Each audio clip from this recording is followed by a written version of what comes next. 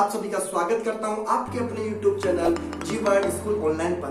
दोस्तों पिछले वीडियो के अंदर मैंने आप लोगों को जालोर के पूरे चौहानों के बारे में बताया था, उनकी क्या मतलब उन्होंने क्या क्या काम किए थे, कौन कौन से युद्ध लड़े थे और जो इंपॉर्टेंट पुस्तकें थी उनकी को जो लेखक थे उनके बारे में मैंने आपको डिटेल से बताया था।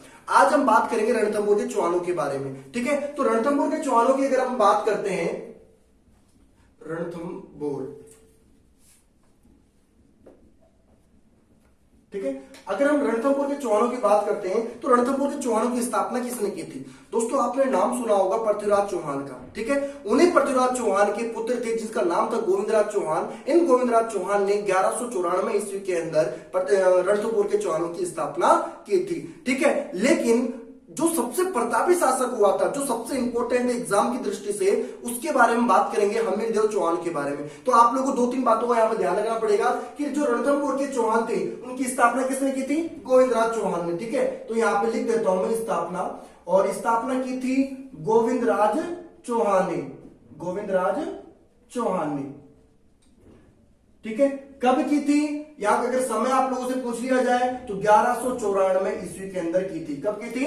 1194 ईस्वी के अंदर की थी। लेकिन जो सबसे प्रतापी शासक है, सबसे जो प्रतापी शासक था या रणथंभौर के चौहानों में, ठीक है, उसका नाम था हमीरदेव चौहान। क्या नाम था उसका? हमीरदेव चौहान नाम था। और इस हमीरदेव चौहान का जो समय काल था, जो इसका टाइम ड्यूरेशन था, इसलिए जो शासन काल का समय था इसका 1282 से लेकर के 1301 ईस्वी तक था। कब से कब तक था? 1282 से लेकर के 1301 ईस्वी तक था। अब आप लोग के मन में क्वेश्चन आ रहा होगा सर कि ये 1194 में इसकी स्थापना हुई थी और जो हमीरदेव चौहान थे उनका जो शासन काल था वो 1282 से लेकर 1301 तक था। इसके बीच में कौन कौन से शासक आए? तो दोस्तों जो शासक आए थे इतने इंपॉर्टेंट नहीं है। उनमें था जैसे वालन हो गया आप लोग का, प्रहलादन हो गया था, वीरमान हो गया था। ये कुछ आप लोगों के इंपॉर्टेंट शासक नहीं है, बस ये इनके नाम आप लोग याद रखो तो ठीक है, नहीं भी याद रखो तो कोई बड़ी बात नहीं है। लेकिन हमीरदेव चौहान के बारे में आप लोगों को नॉलेज होना बहुत जरूरी है। इसके बारे में जो क्वेश्चन आता है एग्जाम में, बहुत ही डिटेल से क्वेश्चन आता है, यहां से क्वेश्चन फंसने के चांस ज्यादा होते हैं। ठीक है, तो बात करते हैं हम लोग हमीरदेव चौहान के बारे में। हमीरदेव चौहान का शासनकाल अगर आप लोगों से एग्जाम में पूछ लिया जाए तो आप बता सकते हो 1282 से लेकर के 1301 तक था। ठीक है, कुछ बातें और करते हैं हमीरदेव चौहान के बारे में। इन्होंने अपने जीवन काल में 16 युद्धों की विजेता प्राप्त की है। कितने युद्धों की? 16 युद्धों की विजेता, 16 युद्धों के ऊपर उन्होंने विजय प्राप्त की थी। ठीक है, इनके जो गुरु का नाम था, इनका जो गुरु था, उन गुरु का जो नाम था, गुरु का इनका जो नाम है वो है राघव देव। क्या नाम है? राघव देव नाम था इनका गुरु का। क्या नाम था? राघव देव। और जो दरबारी विद्वान था इनका, उसका नाम था बीजादित्य। क्या नाम था उसका? बीजादित्य। दरबारी विद्वान था, उसका नाम था बीजादित्य। क्या नाम था उसका? बीजादित्य नाम था। हमीरदेव चौहान के पिता का नाम था जेत्र सिंह। क्या नाम था इनके? अगर पिता की बात की जाए दोस्तों तो इनके पिता का नाम था जेत्र सिंह। क्या नाम था? जेत्र सिंह। और जेत्र सिंह ने 32 साल तक रणथंभौर जो रियासत थी, रणथंभौर दुर्ग था, वहां पर अपना शासन किया था। कितने साल तक? 32 साल तक इन्होंने अपना शासन किया था। ठीक है, इस कारण से अपने पिता की 32 साल के शासन के कारण हमीरदेव चौहान ने रणथंभौर के अंदर 32 खंभों की छतरी बनाई थी। 32 खंभों की छतरी बनाई थी। क्या बनाई थी? 32 खंभों की छतरी का निर्माण किसने कराया था? हमीरदेव चौहान ने कराया था। कहां पे कराया था? रणथंभौर के अंदर कराया था।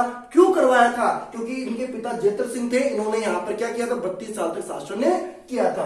अगर क्वेश्चन आप लोगों से आ जाए कि हमीरदेव चौहान थे, उनके गुरु का क्या नाम था, तो क्या बताओगे आप लोग? राघव देव। अगर पूछ लिया जाए उनका जो दरबारी विद्वान था उसका क्या नाम था, तो बीजादित्य। ठीक है, हमीरदेव चौहान के बारे में दोस्तों मैं एक बात और कहूंगा, इन्हें हटी अमीर के नाम से भी जाना जाता है। किस नाम से? हटी अमीर के नाम से भी जाना जाता है। हटी अमीर के नाम से तो क्यों जाना जाता है दोस्तों? देखो, ये अगर कोई एक बार जिद पकड़ लेते थे तो बस पकड़ ही लेते थे, चाहे फिर कुछ भी हो जाए। इनका जो सिद्धांत था कि प्राण जाए पर वचन ना जाए, एक बार चाहे कुछ भी हो जाए लेकिन मेरा जो वचन है वो खराब नहीं होना चाहिए। और इनका जो दूसरा सिद्धांत था, जो शरणागत थे, अगर कोई शरणागत इनके पास आ जाता था तो ये उसकी रक्षा करना अपना परम धर्म, अपना परम सौभाग्य मानते थे और बोलते थे कि क्षत्रिय मतलब शरणागत की रक्षा करना क्षत्रिय धर्म होता है और मैं इसे पूरा करूंगा चाहे इसे कुछ भी हो जाए। और यही कारण एक बनता है अलाउद्दीन खिलजी इन रणथंभौर अभ्यारण के ऊपर रणथंभौर दुर्ग के ऊपर आक्रमण करता है।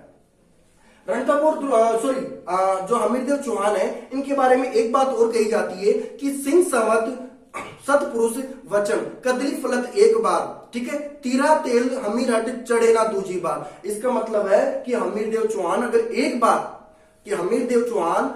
बार किसी बात को पकड़ ले, अगर कोई मान लिया कि मुझे ये काम करना है तो वो काम करते ही थे, अगर उन्होंने मान लिया कि मुझे काम नहीं करना तो वो काम नहीं करते थे।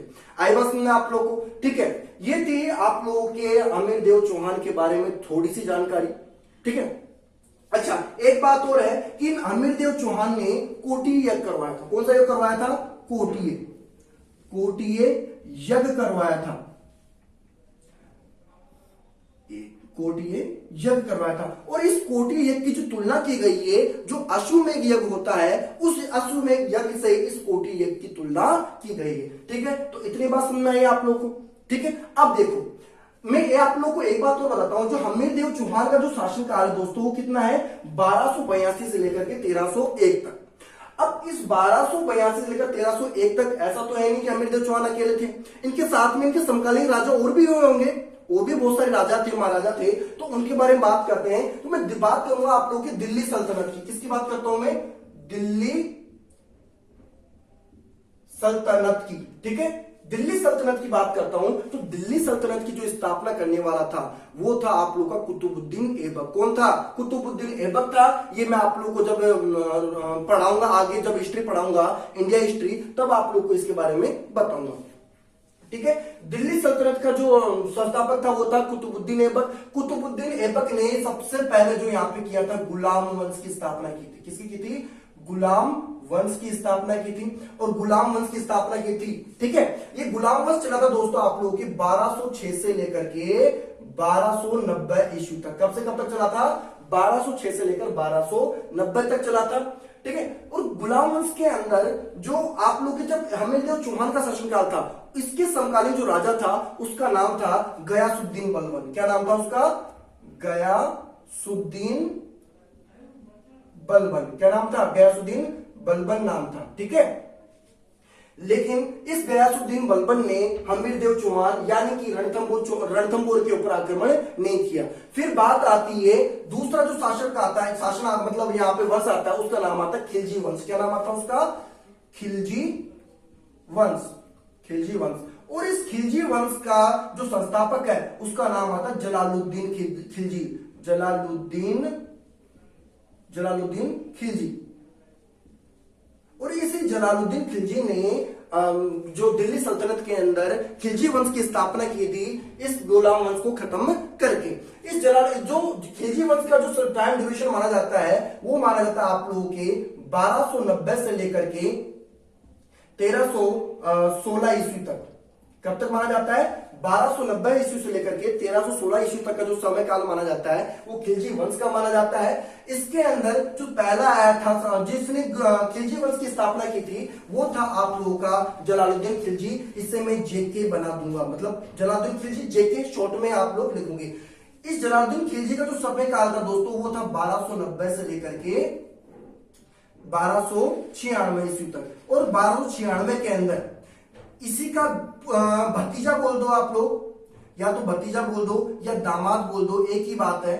ठीक है, या दामाद बोल दो, एक ही बात है, क्योंकि अलाउद्दीन खिलजी नाम था उसका, अलाउद्दीन खिलजी।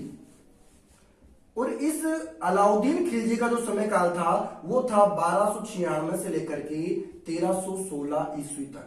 ठीक है, अब जो अलाउद्दीन खिलजी था और ये जलालुद्दीन खिलजी थे, ये दोनों आए हमारे हमीरदेव चौहान के समकालिक राजा, जिन्होंने आक्रमण किया था किसके ऊपर? हमारे रणथंभौर दुर्ग के ऊपर। ठीक है, तो इतनी बात समझ में आई आप लोग को?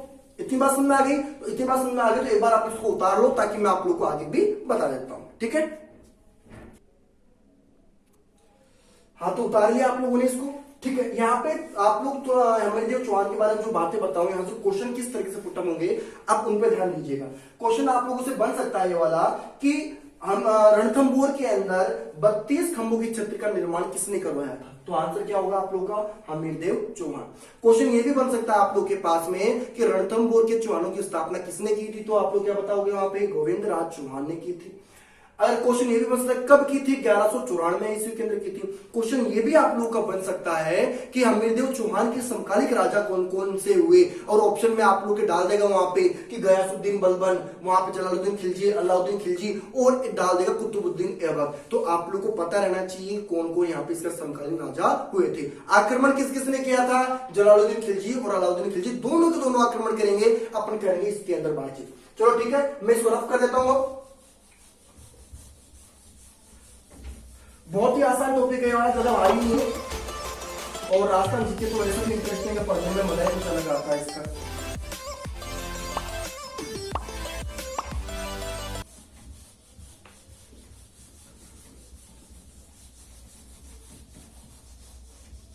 ठीक है, मिटता ही नहीं हिसाब से यार, ठीक हो बात। चलो अब यहाँ पे बात करते हैं रणथंभौर के अंदर। तो रणथंभौर का जो शासक बैठा हुआ था उसका नाम था हमीरदेव चौहान। ठीक है, हमीरदेव चौहान था। वो जो दिल्ली सल्तनत थी, मतलब दिल्ली थी, उस दिल्ली के ऊपर कौन बैठा हुआ था? जलालुद्दीन खिलजी।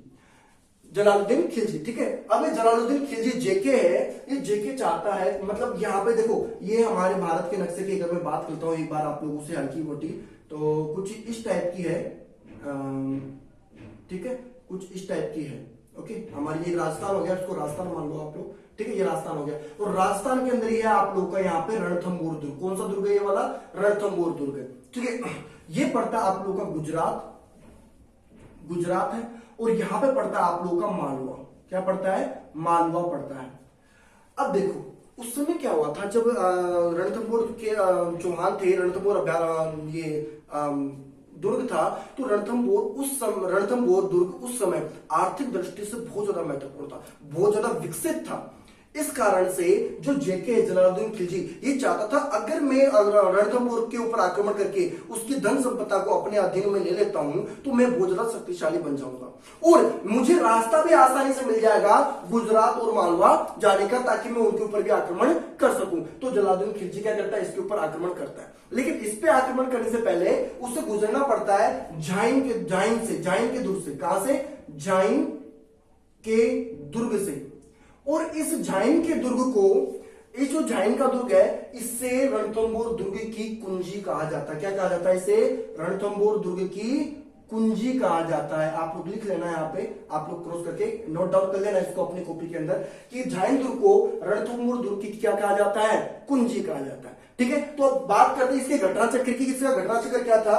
बात थी आप लोगों के दोस्तों, मैं इसको मिटा देता हूं एक बार।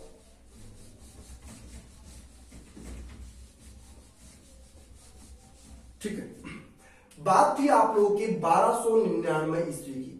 किस कब की थी बात? 1299 ईस्वी की बात थी। इस 1299 के अंदर, सॉरी 1291 ईस्वी के अंदर जगह थी आप लोग के जाइन का दुर्ग। जाइन का युद्ध भी बोलते हैं इसको, क्योंकि जाइन दुर्ग के अंदर हुआ था, इस कारण से जाइन का युद्ध कहते हैं इसको। ठीक है, दिल्ली के अंदर जो शासक था उसका नाम आप लोग जानते हो। 1291 में कौन था? जलालुद्दीन खिलजी यानी कि जेके था।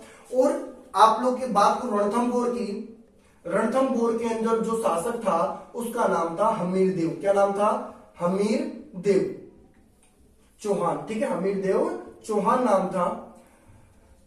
तो दोस्तों क्या होता है कि जलालुद्दीन खिलजी आता है और इस पे आक्रमण करता है। किसके ऊपर? रणथंभौर दुर्ग के ऊपर। रणथंभौर दुर्ग के ऊपर नहीं, सॉरी, जाइन के दुर्ग पे आक्रमण करता है। और जाइन के दुर्ग पे आक्रमण करता है तो यहां पे क्या हो जाता है? ये असफल हो जाता है इसको जीतने में, असफल। ठीक है, असफल हो जाता है, या मान लो इसकी क्या हो जाती है? जलालुद्दीन खिलजी की हार हो जाती है। क्या हो जाती है इसकी? ये हार जाता है, इसको जीतने में सक्षम नहीं होता, तो इसकी असफलता हो जाती है। फिर दोबारा 1292 के अंदर, 1292 के अंदर जस्ट एक साल बाद में जलालुद्दीन खिलजी फिर आक्रमण करता जैन के दुर्ग के ऊपर, और तब भी इसको जीतने में क्या होता है, असफल रहता है। लेकिन हमीरदेव चौहान ने अपने एक जो सेनापति था उसको भेजा, जिसका नाम था गुरुदास सैनी। क्या नाम था उसका, गुरुदास सैनी। इस गुरुदास सैनी को जब यहाँ पे भेजता है तो गुरुदास सैनी इस युद्ध के अंदर, जो जैन का युद्ध है, इसमें लड़ते लड़ते क्या हो जाता है, वीर गति को प्राप्त हो जाता है। यार यहाँ पे क्या होता है, इसकी मृत्यु हो जाती है, वीर गति को प्राप्त हो गया। वीर गति को प्राप्त होने के कारण अब, लेकिन फिर भी जो जलालुद्दीन खिलजी है, ये जैन के दुर्ग के ऊपर क्या नहीं कर पाता, अधिकार नहीं कर पाता है। तब जाते जाते एक बात बोलता है कि रणथंबोर दुर्ग जैसे 10 दुर्ग भी मेरे एक भी सैनिक के बाल के बराबर नहीं है। मतलब अगर लोमड़ी के अंगूर हाथ में आए तो उसे खट्टा ही बताकर वो चली गई थी। और दोस्तों एक बात और याद रखना, जो रणथंबोर दुर्ग है, इसके बारे में एक बात कही जाती है, ये प्रकृति, चारों तरफ प्रकृति से ढका हुआ है। मतलब ये चारों तरफ से पहाड़ों से घेरा हुआ है, इसलिए इसके बारे में कहा जाता है कि रणथंबोर जो दुर्ग है वो बख्तरबंद है और बाकी सारे दुर्ग नंगे हैं। क्या बोला जाता है, बख्तरबंद है, ठीक है। रणथंबोर दुर्ग क्या है, बख्तरबंद है, और बाकी सारे दुर्ग क्या है, नंगे हैं, ठीक है। ये बात कही जाती है किसके बारे में, रणथंबोर दुर्ग के बारे में। आप लोग ध्यान रखना, ये क्वेश्चन आप लोग के आया हुआ है एग्जाम के अंदर, ठीक है, कि ऐसा कौन सा दुर्ग है जो बख्तरबंद है। मतलब क्वेश्चन आप लोग का चेंज भी हो सकता है, कैसा भी बन सकता है कि किस दुर्ग के बारे में कहा जाता है कि वह सिर्फ बख्तरबंद है और बाकी सारे दुर्ग नंगे। तो आप लोग को ध्यान रखना पड़ेगा कौन सा, रणथंबोर दुर्ग, ठीक है। क्लियर है कि नहीं बात आप लोगों को। ये था आप लोग का पहला कारण, किसके ऊपर, ये था पहला कारण कि अलाउद्दीन खिलजी आक्रमण करेगा रणथंबोर दुर्ग के ऊपर। दूसरा कारण क्या था, एक बार आप लोग इसको उतार लो, फिर मैं समझा देता हूं, ठीक है। हाँ तो उतार लिया आप लोगों ने इसे, चलो मैं इसे क्लीन कर देता हूं। और अब चालू होगी आप लोगों की प्रेम लीला। प्रेम लीला अलाउद्दीन खिलजी की पत्नी मराठा बेगम और अलाउद्दीन खिलजी के दोस्त महमूद शाह के बीच में। कभी दोस्तों पे भरोसा नहीं करना चाहिए। अगर आप लोगों ने दोस्तों पर भरोसा कर लिया तो आप लोग की उठा ले जाएगा, फिर मत बोलना कि सर आपने पहले बताया नहीं था, ठीक है। तो देखो यहां पे आता, ये बनाता हूं मैं एक दरबार बनाता हूं दोस्तों आप लोग के लिए, ताकि आप लोग को और मजा आएगा। ये लो, ठीक है, ये दरबार है। यहां पे बैठा हुआ था कौन, अलाउद्दीन खिलजी। अलाउद्दीन खिलजी की बात कर रहे हैं हम लोग, ठीक है। अलाउद्दीन खिलजी बैठा हुआ था और यहां पे था उसका दोस्त, इस अलाउद्दीन खिलजी का दोस्त, जिसका नाम था महमूद शाह। और ये महमूद शाह कहां का शासक था, मंगोल का। कहां का था, मंगोल का शासक था। अच्छा दोस्तों आप लोग को एक बार ये स्टोरी बताने से पहले एक चीज और बता दूं कि जब 1299 के अंदर जब अलाउद्दीन खिलजी की जो सेना थी गुजरात का जो सोमनाथ जी का मंदिर था उससे लूटने जा रही थी, तब उल्लुक खां और नुसरत खां के साथ में ये जो महमूद शाह था ये भी गया था। और तब ये लूट के जब आ रहे थे तो उन मतलब सेनापति और महमूद शाह के बीच में अनबन हो गई थी। ये भी एक कारण बन रहा है महमूद शाह के से बदला लेने का। चलो ठीक है, वो बातें आप लोग ध्यान रख लेना हल्का सा, बाकी इतना कोई जरूरी नहीं था। अच्छा अब बात करते हैं यहाँ पे, तो देखो अलाउद्दीन खिलजी यहाँ बैठा हुआ है, इसका दोस्त था मंगोल का शासक महमूद शाह, और इसकी अलाउद्दीन खिलजी की जो पत्नी थी उसका नाम था चिमना बेगम। चिमना बेगम को अलाउद्दीन खिलजी प्यार से बोलता था मराठा बेगम। क्या बोलता था, मराठा बेगम। दोनों आपस में बहुत प्यार करते थे, चिमना बेगम और मराठा बेगम। हालांकि इसका कैरेक्टर तो ढीला ही था, ये भी कम नहीं थी। अब देखो स्टोरी पे आते हैं थोड़ा सा। ये काल्पनिक है, आप लोग इसको सीरियस मत लेना, काल्पनिक है ताकि आप लोग का पढ़ने में थोड़ा दिल बना रहे। अलाउद्दीन खिलजी बैठा रहता अपने दरबार के अंदर, महमूद शाह भी इसके साइड में बैठे रहता, दोस्त होता ना साइड के अंदर बैठा रहता है, और चिमना बेगम साइड में बैठी रहती है। इस चिमना बेगम की नजरें मिलती है किससे, महमूद शाह से। ये महमूद शाह, मैं इसकी फोटो बना देता हूं महमूद शाह की, ठीक है, ये है महमूद शाह।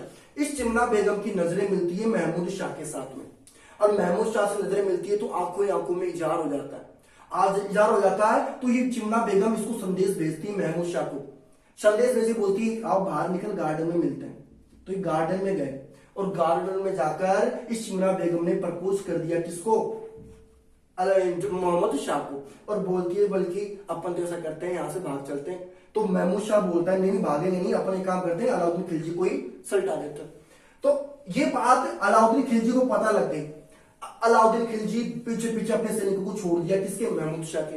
बल्कि यार तू मेरे घर में आकर, मेरे दरबार में मेरी मराठा बेगम, मेरी चिमना को तू लेके जा रहा है, मेरे भगा रहा है, और मेरी को ही मारने का प्लान कर रहा है। तो इसलिए इसने क्या कहते सैनिक छोड़ दिए, तो ये भागकर कहां पर आ गया? ये आ गया रणथंभौर। रणथंभौर जब आ गया था तो रणथंभौर का शासक कौन था? मैंने आप लोगों को बताया था अभी अभी, ठीक है? कौन है? हमीरदेव चौहान, ठीक है? अब हमीरदेव चौहान ने क्या, फिर हमीरदेव चौहान था तो हमीरदेव चौहान के पास में कौन आ गया? ये आ गया आप लोग के महमूद शाह। अलाउद्दीन खिलजी ने बोला हमीरदेव से, अपने दूत वगैरह जो संदेश वाहक थे, उनके गुप्तचर थे, जो भी थे, उनके द्वारा पता लगा कि हमीरदेव चौहान के पास गया। तो हमीरदेव चौहान से बोलता है कि अमीर छोड़ दे, देख महमूद शाह को, ये मेरा दुश्मन है, इसने मेरी चिमना को मेरे से पग चुरा लिया है। अब वो इसी के गुणगान गाती है, तो उसको छोड़ दे, मैं इसको छोड़ूंगा नहीं, अगर तू बीच में आएगा तो मैं तेरे को ही मारूंगा। तो हमीरदेव चौहान बोलता है बल्कि कुछ भी हो जाए, शरणागत की रक्षा करना क्षत्रिय धर्म होता है, और मैं इसकी रक्षा करूंगा। जब तक ये मेरे पास में रहेगा तो उसका बाल भी बाका नहीं कर सकता, और या जब तक मैं जिंदा रहूंगा तो कुछ नहीं कर सकता, ठीक है? तो ये बात अलाउद्दीन खिलजी को पसंद नहीं आती। तो फिर बात आती है आप लोग की 1299 ईस्वी की। कब की बात आती है? 1299 ईस्वी की। तो 1299 ईस्वी के अंदर अलाउद्दीन खिलजी अपने दो सेनापति उलुग खां और जो नुसरत खां थे उनको भेजता है, किसके पर? कहां पर? रणथंभौर पे आक्रमण करने के लिए। तो एक बार ये आप लोग लिख लो, लिखना है तो, वरना मैं इसको मिटा देता हूं, एक बार लिख लो आप लोग। चलो ठीक है, ये चीज इतनी इंपॉर्टेंट नहीं एग्जाम की दृष्टि से, बस आप लोग को इतना पता होना चाहिए कि कारण, ये आप लोग का दूसरा कारण था अलाउद्दीन खिलजी का रणथंभौर दुर्ग के ऊपर आक्रमण करने का। पहला कारण क्या था कि जब जलालुद्दीन खिलजी, जो इसके चाचा थे या ससुर थे, जलालुद्दीन खिलजी ने जब रणथंभौर जायन के दुर्ग पे आक्रमण किया था, लेकिन वो असफल रहा था।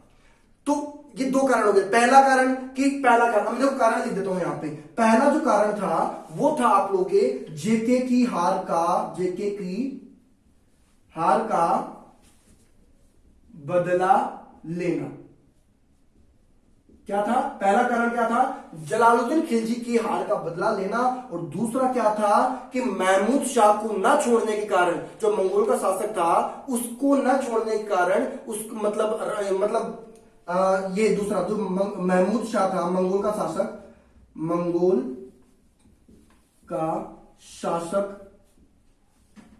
महमूद शाह को शरण देना। तो दो कारण आप लोग याद रखोगे। पहला क्या था आप लोगों का कि जेके की हार का बदला, और दूसरा था जो मंगोल का शासक था महमूद शाह। इस मंगोल के शासक महमूद शाह को क्या करने, जो हमीरदेव चौहान ने क्या की थी? शरण दी थी। इस कारण से अलाउद्दीन खिलजी एक के, ये अलाउद्दीन खिलजी क्या करता है? आक्रमण करता है। कहां पे? रणथंभौर दुर्ग के अंदर। तो बात करते हैं, लिख लेना आप लोग वीडियो को पोस्ट करके, मैं मिटा देता हूं इसको। तो बात करते हैं अब जो घटना चक्र आता है आप लोग का 1299 ईस्वी का। इस 1299 ईस्वी के अंदर अलाउद्दीन खिलजी अपने सेनापतियों को, दो सेनापतियों को, उलूग खां और नुसरत खां को लेकर कहा जाता है रणथंभौर पर आक्रमण करने के लिए कहता है, ठीक है? तो मैं लिखता हूं आप लोग के, देखो बात है 1299 ईस्वी की, ठीक है? 1299 ईस्वी की बात है। इस साइड में था दिल्ली का शासक, और दिल्ली में कौन बैठा हुआ था दोस्तों? वो बैठा हुआ था अलाउद्दीन खिलजी, यानी कि एके। आप लोगों ने अलाउद्दीन खिलजी को जानते ही हो, पद्मावत पिक्चर सबकी देखी हुई है अलाउद्दीन खिलजी की, है कि नहीं? इधर जो बात करेंगे हम लोग वो था हमारा रणथंभौर, ठीक है? रणथंभौर। और रणथंभौर का शासक कौन था? हमीरदेव चौहान, ठीक है? हमीरदेव चौहान था। अब यहां पे क्या होता है, हमीरदेव चौहान के दो सेनापति होते हैं, एक का नाम होता है भीम सिंह, और दूसरे का नाम होता है धर्म सिंह। क्या नाम होता है? धर्म सिंह। इधर बात करूं अलाउद्दीन खिलजी की, तो अलाउद्दीन खिलजी के दोनों सेनापति का नाम मैंने बता दिया था आपको। अलाउद्दीन खिलजी के दोनों सेनापति थे, एक का नाम था उलूग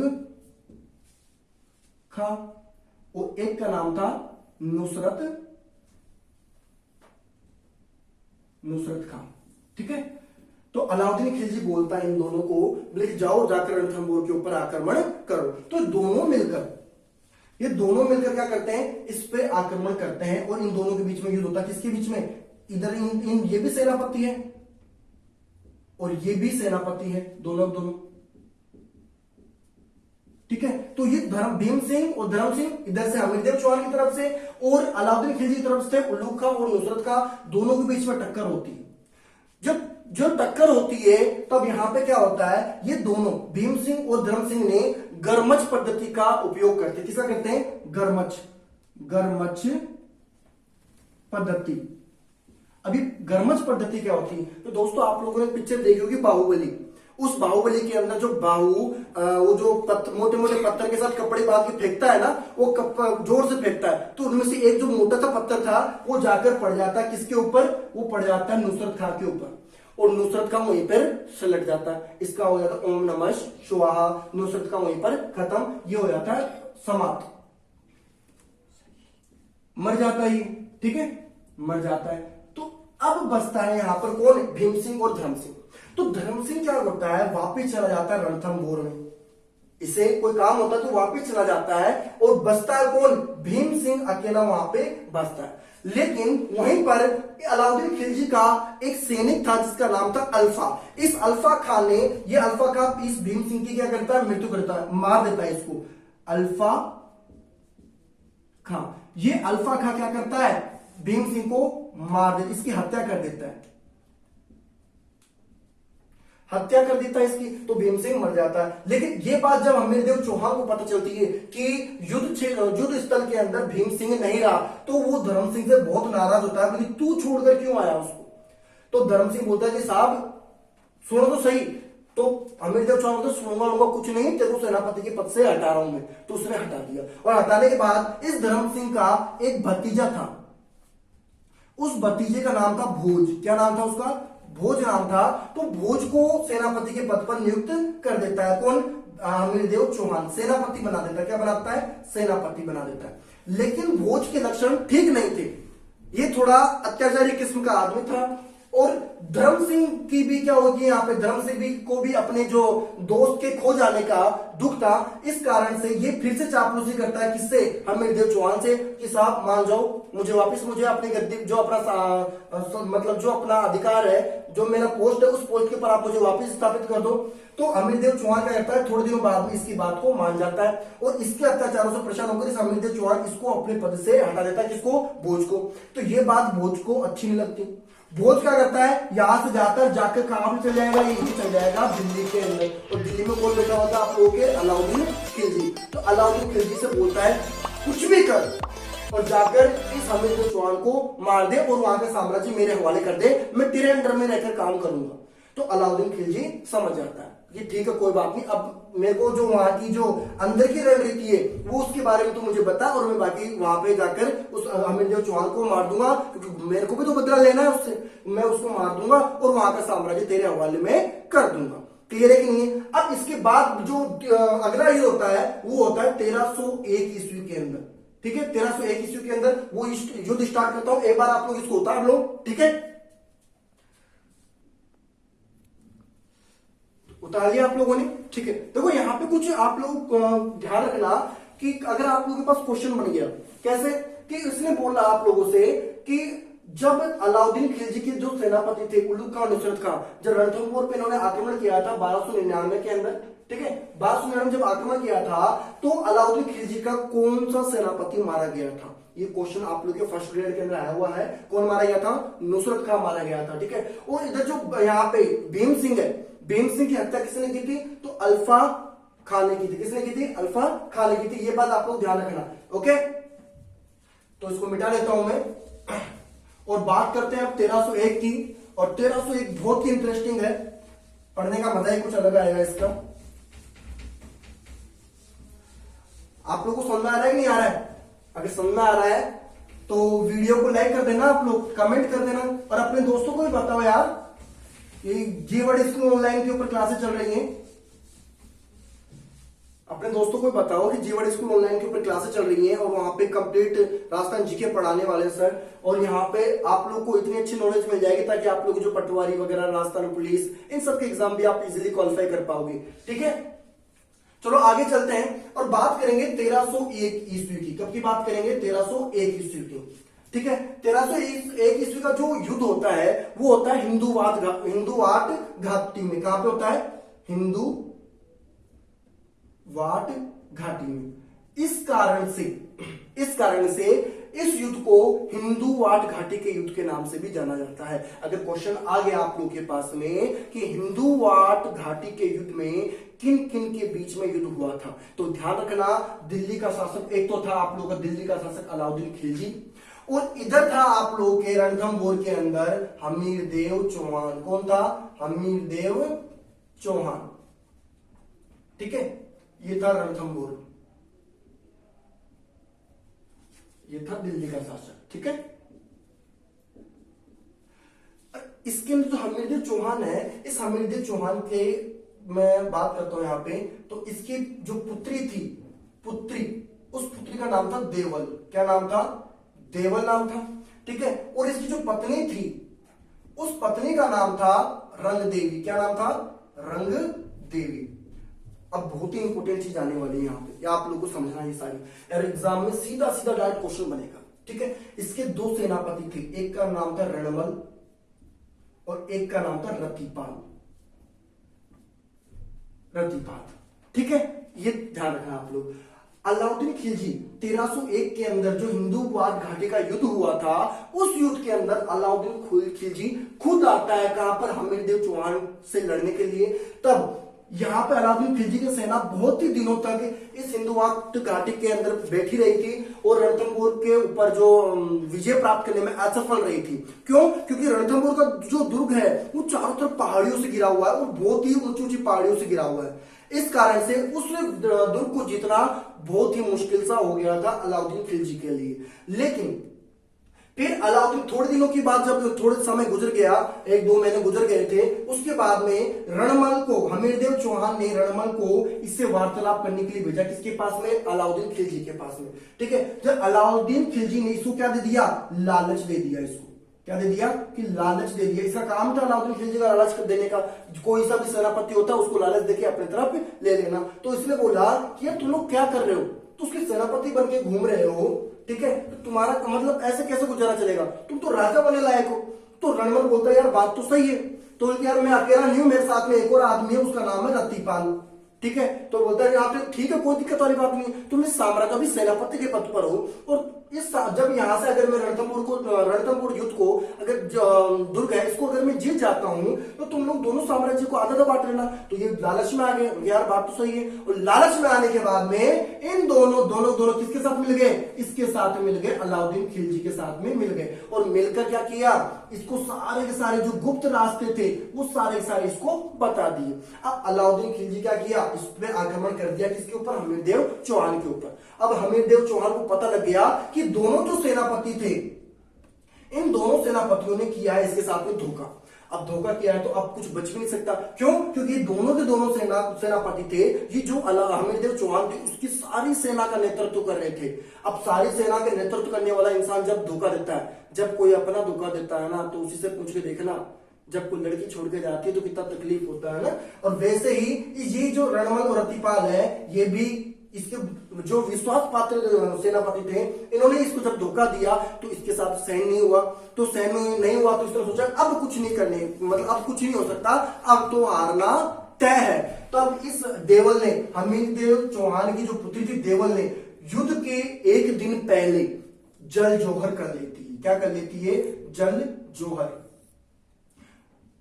ये आप लोगों के इतिहास का पहली घटना है कि क्वेश्चन आप लोगों के पास में आ जाए कि कौन से दुर्ग के अंदर पर पहला, या फिर राजस्थान का जल जोहर सबसे पहले किसने किया था? तो राजस्थान का जो पहला जल जोहर है वो किया था देवल ने।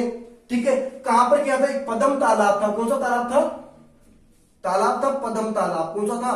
पद्म तालाब। इस पद्म तालाब के अंदर कूदकर इस देवल ने क्या कर दी? अपना त्याग कर दिया। और क्या कर दी? ये पहला जोहर हो गया कहां का? रणथंभौर का। ठीक है। और उसी टाइम पर इस हमीरदेव चौहान ने बांधा केसरिया, यहां पे ये मैं लिख देता हूं हमीर और यहां पे है रंगदेवी।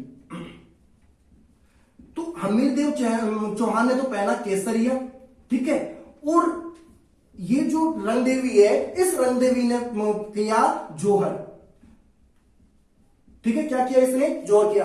दोस्तों ध्यान रखना, जब कोई आदमी रण क्षेत्र के अंदर केसरिया पहनकर जाता है, केसरिया पहनने का मतलब होता है कि अब उसका जीना मुश्किल है, कि हो सकता है मैं वहीं पर खत्म हो जाए। जब पूरे रास्ते बंद हो जाता है तो क्षत्रिय जो धर्म के लोग होते हैं, ये क्या करते हैं, इस क्षेत्र में केसरिया बांध कर जाते हैं। इसका मतलब अब मेरे आने की उम्मीद बहुत कम है, हो सकता है मैं वहीं पर ही मर जाऊं।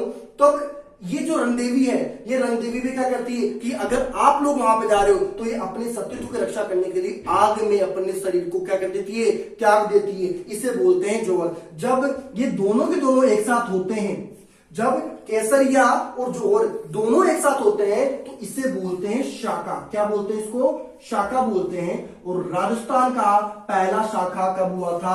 1301 ईस्वी के अंदर। कहां पे हुआ था? रणथंभौर दुर्ग के अंदर हुआ था। अगर आप लोगों के पास क्वेश्चन बन जाए कि राजस्थान का पहला शाखा कब हुआ था, तो 1301 में हुआ था रणथंभौर के अंदर। किसके शासनकाल में हुआ था? हमीरदेव चौहान के शासनकाल में हुआ था। किसके द्वारा किया गया था? हमीरदेव चौहान के द्वारा, और उसकी जो पत्नी थी रंगदेवी, उसके द्वारा किया गया था। क्यों किया गया था? अलाउद्दीन खिलजी ने इस पे आक्रमण किया था और बचने के कोई चांस नहीं थे। इसलिए एक विदेशी के द्वारा मरने से बढ़िया है क्यों ना मैं वीर गति मतलब वीरता से लड़ूं और वीर गति को प्राप्त हो जाऊं। और यही चीज को क्षत्रिय धर्म होते हुए हमीरदेव चौहान ने क्या किया? इस चीज को अपनाया और केसरिया धारण करके क्या कर दिया? मैदान में कूद गया कि अब कुछ भी हो जाए मैं पीछे नहीं हटने वाला, चाहे से मेरी जान ही क्यों न चली जाए। और उसने क्या किया? अलाउद्दीन खिलजी के दांत खट्टे कर दिए और अंतिम सांस तक लड़ा, और लड़कर क्या हो गया? वहीं पे वीर गति को प्राप्त हो गया था। और जो रंगदेवी थी, इसने क्या कर लिया था? जोहर कर लिया था। यह बन गया राजस्थान का पहला शाखा। कब हुआ था? 1301 के अंदर। आप लोग को ध्यान रखना है, राजस्थान का जो पहला शाखा हुआ था वो 1301 ईस्वी के अंदर हुआ था। राजस्थान का पहला जल जोहर जो किया था वो हमीरदेव चौहान की पुत्री बेटी ने किया था, जिसका नाम था देवल ने, और इसने जल जोहर कर लिया था। अगर जिस तालाब का अगर बच्चों नाम पूछ लिया जाए, हालांकि इतना इंपॉर्टेंट नहीं है कि तालाब का नाम, तो अगर फिर भी बता दूं आप लोगों को तो क्या हो जाएगा? आप लोग के पद्म तालाब के अंदर कूद के इसने क्या किया था? अपना अंतिम मतलब अपना प्राणों को प्राणों की बलि दे दी थी। किसने? देवल ने। तो ये था दोस्तों आप लोगों के पास में रणथंभौर का इतिहास, ठीक है। अब रणथंभौर के बारे में अगर और अपन बातचीत करते हैं तो कुछ लेखक है, आप लोगों को जो जानकारी मिलती है वो जो लेखक है उनसे हुई थी, तो मैं आप लोग को लिखा देता हूं। एक बार इसको उतारो, फिर मैं उनके बारे में लिखा देता हूं। हाँ तो ठीक है, उतार लिया आप लोगों ने, मैं इसको क्लीन कर देता हूं। ध्यान रखना, राजस्थान का जो प्रथम शाखा हुआ था वो हुआ था हम अलाउद्दीन खिलजी के शासनकाल के अंदर। किसके द्वारा किया गया था? हमीरदेव चौहान और रंगदेवी के द्वारा किया गया था। पहला जो जल जोहर किया गया था वो किया गया था दोस्तों देवल के द्वारा, जो हमीरदेव चौहान की क्या थी? पुत्री थी। अब ये सारी जो जानकारी मिलती है हमीरदेव चौहान के बारे में दोस्तों, वो कहां से मिलती है? तो कुछ लेखक हुए, उन लेखकों ने क्या किया? अपनी अपनी रचना की और कुछ पुस्तकें लिखी। उन पुस्तकों में बताया कि हमीरदेव चौहान के बारे की जो मतलब हमीरदेव चौहान के बारे में, उसके इतिहास के बारे में।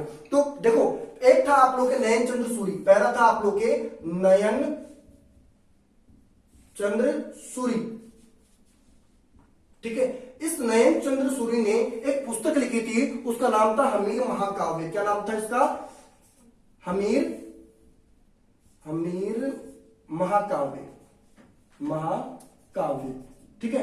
इस हमीर महाकाव्य के अकॉर्डिंग अगर देखा जाए तो इन नयन चंद्र सूरी ने लिखा था कि जब अलाउद्दीन खिलजी ने आक्रमण किया था रणथंभौर के ऊपर, तो हमीरदेव चौहान ने अपना मतलब गला काटकर और जो भगवान शिव थे उनके सामने अर्पित कर दिया था, और कहा था बल्कि किसी विदेशी के हाथों से मरना है कि क्यों ना मैं अपना गला खुद काट लूं, और ऐसा करके उन्होंने अपने प्राणों का अर्पित कर दिया था।